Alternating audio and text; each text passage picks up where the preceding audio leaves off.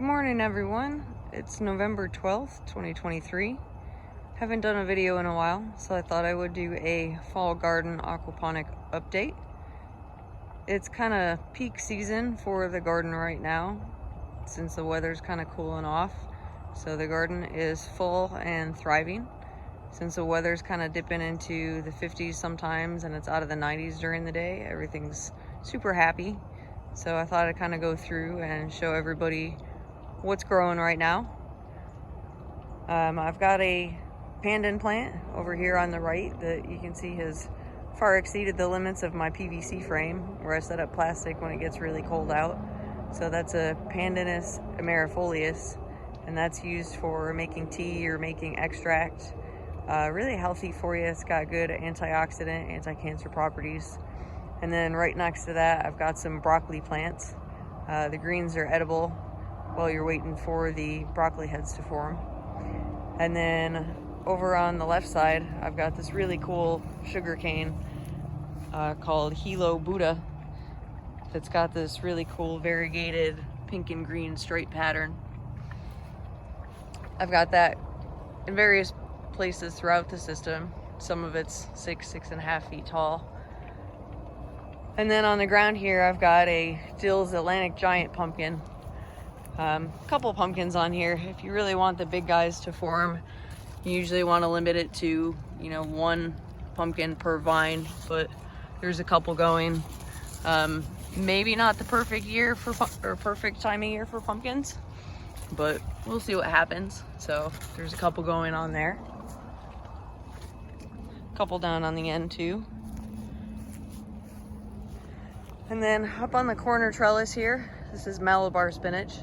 This is gonna come down too pretty soon, and then I'll probably replace it with peas since that's a heat-loving spinach. So that's actually coming to the end of the season, but I haven't had time to replace it yet.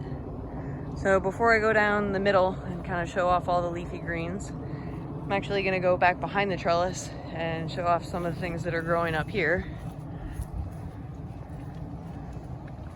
So this is a rampicate squash, and this one's about ripe and ready to harvest. There's another one kind of snaking around down here. Another one sat itself right on top of the trellis wood right there. And then up above that, there's a snake bean. That's actually a small one. There's a couple more pretty big ones down the line. But before I get over there, this is a blue Hubbard squash. This one's scuffed up a little bit from the pumpkin leaf that was rubbing on it. There's another one forming over there next to the snake bean. But this is a larger size snake bean. So this one's kind of curling around, but if that one's stretched out, that's probably close to about 4 feet. And that's kind of around the maximum size that I've seen. There's another one next to it that's really like a snake bean. It's all kind of wound up. You can see that there. So there's about 3 of those going right now. And then this is a Georgia Bulldog pumpkin, I believe developed by the University of Georgia. First time growing these this year, so this will get probably at least twice, maybe 3 times that size before it's ready to go. And this is actually the flower of the snake bean right here. So down below that, I've got some tomato plants. Not quite ready to make any fruits yet. Haven't seen any flowers on those guys yet. This is backside. There's some dragon fruit plants. I'll show those off in a minute. So backside of my trellis here. Another couple little baby rampicata squash going there.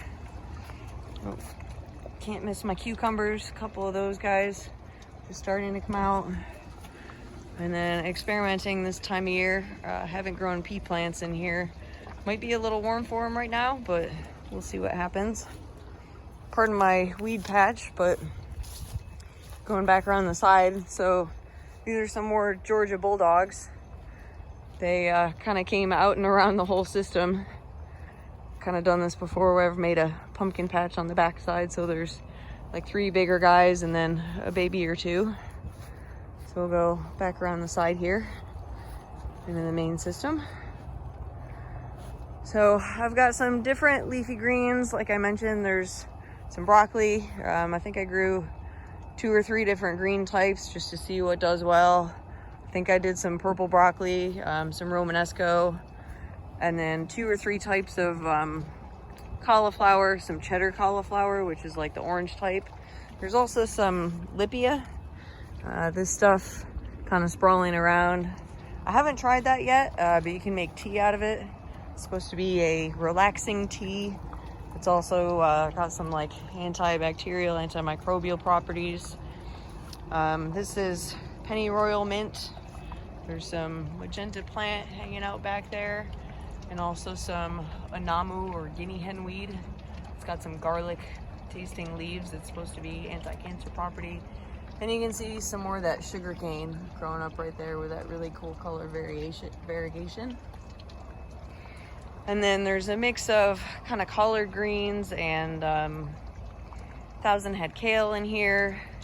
And then that's I believe, Chief Kubo's Prize hibiscus relative.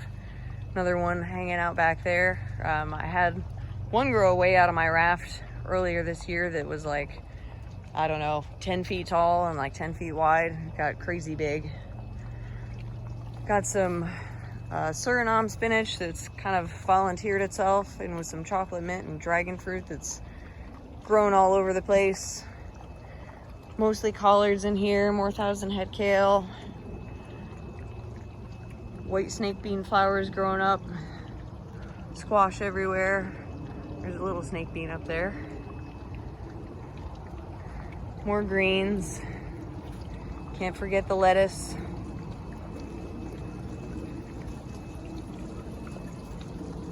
Some dill in there. Got a little bit of cilantro hiding out in the corner on the other side. The red or purple and green one on the other side is Okinawa spinach. And then I missed on the other side, I've got some rice paddy herb in the middle. And then some chocolate mint.